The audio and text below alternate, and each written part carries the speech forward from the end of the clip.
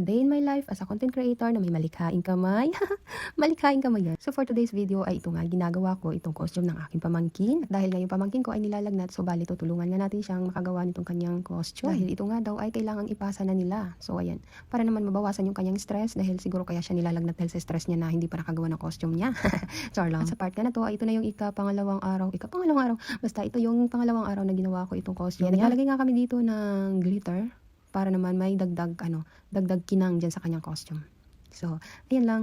Ito nga palang costume nila ay dapat gawa sa mga recycled materials. So, dito nga, ayan, ito, ay nilalagyan ko naman siya ngayon ng mga shell na nakikita sa dagat dahil ang concept nga nila ay dagat. Tama ba? Dagat, tubig. Basta yun.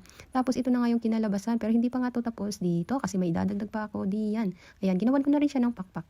So, ayan yung gawa natin. So, ayan. Tapos, ayan yung pakpak niya. Bale, nilagyan ko lang ng garter. Yan. Yan nga pala ay mga recycled materials. Yan sinabi ko na, diba? Tapos, mamaya isusuot niya yan. Tapos, papaliwanag ko sa inyo kung ano yung kanyang mga ginamit. Nagpaliwanag. Ayan, isusuot nga niya yan dahil i-video siya at ipapasa na lang yan sa kanyang teacher. Kasi nga, ay hindi siya nakapasok. Tapos, nung araw nga na yan, ay kailangan isuot nila. Dala nila sa school at isusuot. Tapos, ayun. Ayan, kaya dito na lang siya sa bahay. Medyo, ano pa siya dyan, yung nilalagnat pa nga siya niyan. Pinilit lang makatayo dahil kailangan. Tapos, ayan. So, bali, papaliwanag ko na sa inyo kung ano tong kanyang mga ginamit dito. Ayan.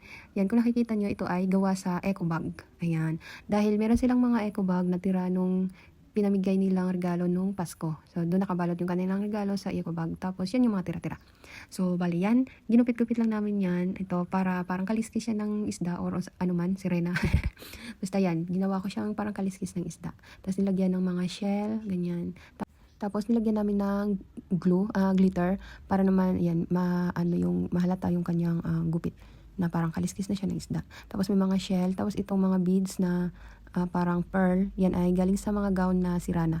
Tapos ayan yung shell na ginawa ko ay pabulaklak. Tapos ito naman kanyang saguyod, ano tawag dyan? Basta yan ay kulambo. Ayan, bali kulambo yan na nilumaan. Tapos ginupit namin at ginawa saguyod yan. Tapos ito naman kanyang pakpak ay gawa din yan sa tela na yung sa gown, yan, lumang gown na tinanggal namin, tapos ginawang ganyan, pakpak.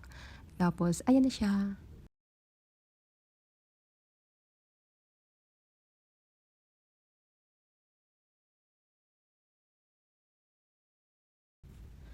Ayan, yan ang kanyang mga pictures, yan.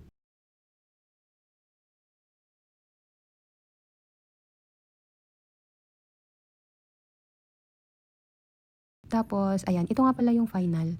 Ayan, dun sa suot niya, bali wala pa yung mga shell na yan. Tapos ngayon, ayan, dinagdagan namin ng mga shell para naman mas gumanda. Ayan, yun lang. Maraming salamat sa panonood. Bye!